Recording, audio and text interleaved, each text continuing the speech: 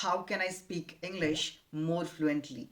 This is kind of a question that many people ask me on a regular basis, and I was conceiving that I should create a video on this. So, there are some sort of things that we need to include while talking to people that can help you to become more fluent. So, in today's video, I'm going to include top 3 tips that can help you to become a fluent speaker. Yes. So there are some sort of things that are extremely important that plays a pivotal role in order to have a good communication. So fluency is something which is not only just about grammar, vocabulary or something. So it's all about being confident, comfortable and natural.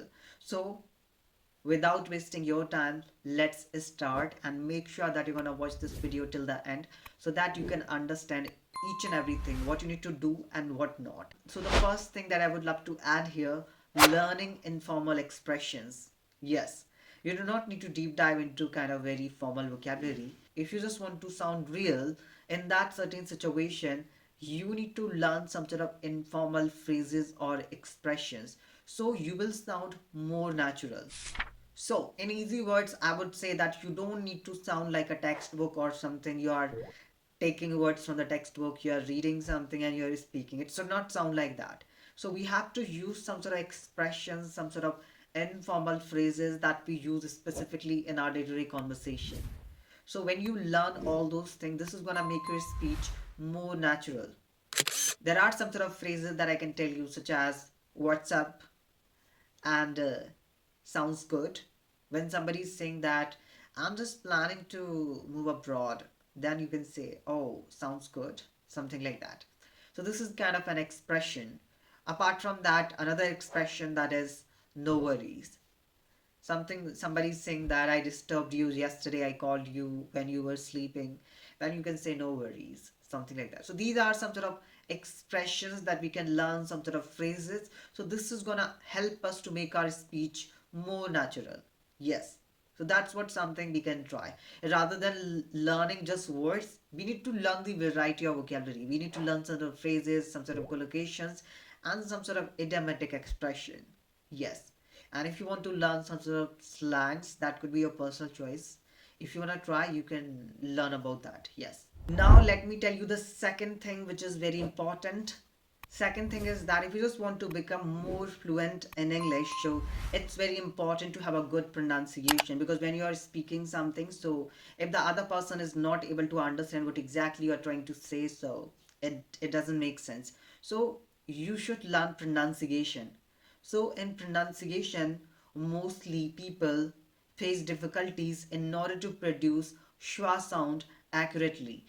Being a non-native speaker, most of the people they face difficulties in schwa sound. So I would personally recommend you to learn about schwa sound. And I have already created a video about schwa sound which you can see on the screen. So make sure that you're gonna go through this video in order to learn about schwa sound. Absolutely. I believe that if you have good pronunciation, this is going to help you to provide you a good confidence. If you have a good pronunciation, definitely this is going to provide you a good confidence. Because when you are confident about your pronunciation, that what you are speaking clearly, other person can understand you very well. But if you have doubt, okay, might be I mispronounced a word or something, so this is going to decrease the confidence level of yours. So it's very important to have a clear pronunciation. That's what something I wanted to tell you. Apart from that, you should learn about some sort of problematic sounds, and the most commonly problematic sounds is schwa sound. So make sure that you're gonna go through that video that I've created, and I have already shared this information. Now let me tell you the third thing here. The third thing that I would love to add here, real practice builds real fluency.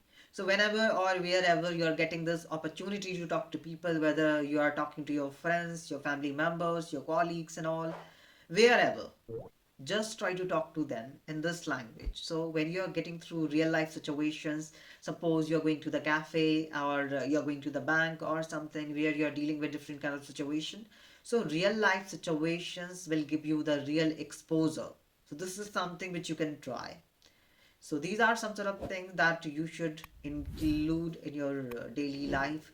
And when you're gonna try all these things. This will definitely help you to become more fluent in this language. I don't want to include a lot of things. I don't want to make this video quite lengthy. So I hope whatever I have mentioned in today's video, this information is going to help you out with that. So see you in the next video in the second part, and I will be including 3 more things in the upcoming video. Till then, keep learning and keep enhancing yourself. Bye bye. Take care.